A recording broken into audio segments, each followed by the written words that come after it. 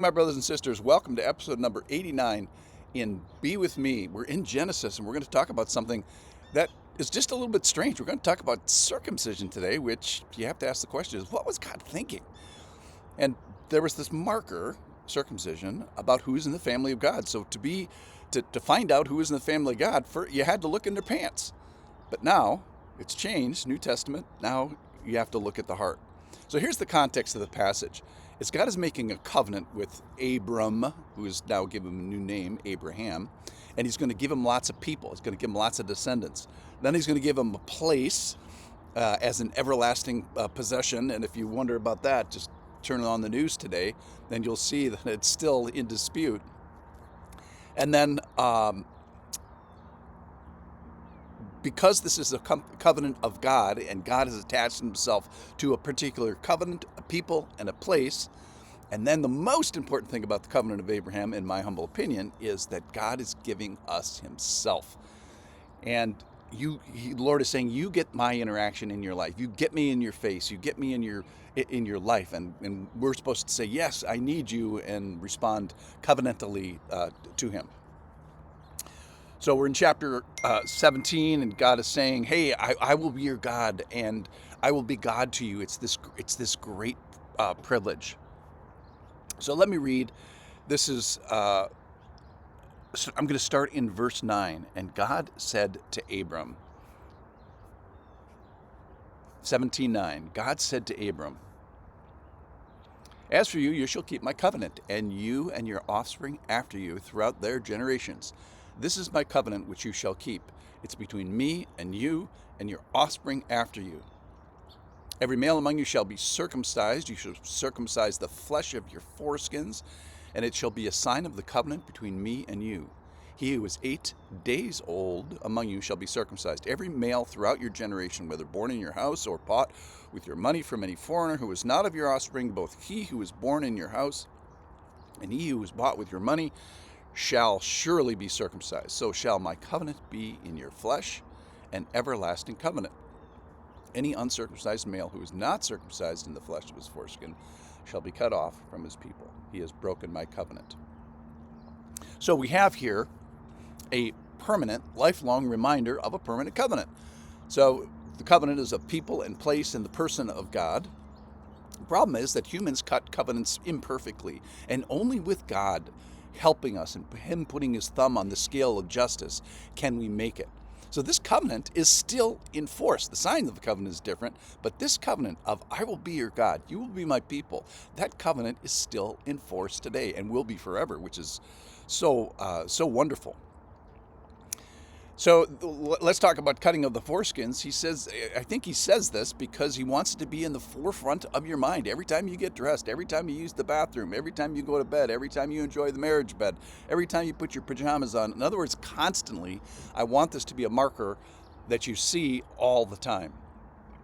So far, God, to emphasize the importance of this, God gave Abraham a new name, Abram to Abraham, and then he revealed himself in a new way as the powerful El Shaddai, the strength, the Almighty. And then he gives him this new sign, the new sign of the covenant, which is circumcision. So it's a sign of the covenant. Circumcision is not the covenant. It's the sign of a sign of the covenant. And now in the New Testament era, we have new signs which have been superseded by by Jesus, such as baptism. So the covenant is not based on circumcision. It's based on the steadfast character of the Hesed of God. So his faithfulness is what the covenant is based on. It's kind of universal. Everybody who's with you is supposed to be doing this. And now we see this in the New Testament as it spills over into Abraham's spiritual children. So those that exercise the essential covenantal behavior is now faith, not circumcision. Now it's faith. It was faith with Abraham as well. And it's everlasting. So the covenant we were talking about here in 2080 BC approximately is still in force today. Why? Because what's stronger than God's promise? Nothing. So it's a simple sign, and it's kind of like, hey, this is 101, at least you're doing this, right? And eventually it's going to move from a physical sign of purity and holiness to now a spiritual sign of purity and holiness. In Colossians chapter 2:11 it says, "In him also were you circumcised with the circumcision made without hands, by putting off the body of the flesh by the circumcision of Christ." So this circumcision, which is very literal here in the Old Testament, is going to move to a spiritual circumcision. From a circumcision made with hands to a circumcision not made with hands, and that is made by Christ. All right, and we get to associate with this eventually by faith. That's why women and children and everybody can be a part of this. So in a sense, we are definitely talking about foreskin surgery. And in a sense, we're also definitely not talking about foreskin flesh surgery in this.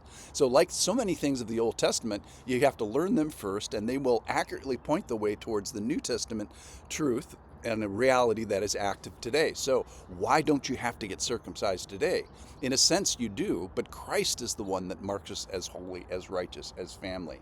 So we have the same big representational ideas: covenant, holiness, purity, being set apart, God's activity primarily. He chooses to see us in a certain way. So how do we get into God's family? Who's of the family of God? Is it a physical circumcision? No, it's a spiritual circumcision. So in the New Testament, they were, when after Jesus came, this became a debatable point until they kind of figured this out. Romans 2:28 says, "For no one is a Jew who is merely one outwardly, nor is circumcision outward and physical." So there's been a radical shift in the New Testament that to be of the family of God used to be 100% of people had to be circumcised. And now we don't care about your physical circumcision. Now we care about your spiritual circumcision, which Jesus does for you. So who's in the family of God? It used to be that you had to look in your pants, but now you have to look at the heart. So the covenant is still in force. The old sign counts for nothing in comparison. So it's not like these old signs were trash, they were just superseded gloriously by Jesus. So the old signs count for nothing in comparison. Galatians 6:15, "Neither circumcision counts for anything nor uncircumcision, but a new creation." And we get that through Christ. So the sign of the covenant is past and overshadowed. So what was God thinking? Same thing as he was thinking now, which is, hey, you are mine, you are my people. I want to attach myself to you and you attach yourself to me. Initially it was done by body, but now it's especially done by the heart. So to receive all the things that are above our pay grade in Christ that I'm doing for you. So circumcision used to be of the flesh. You had to look in your pants. Now we look at our heart. Thanks for listening.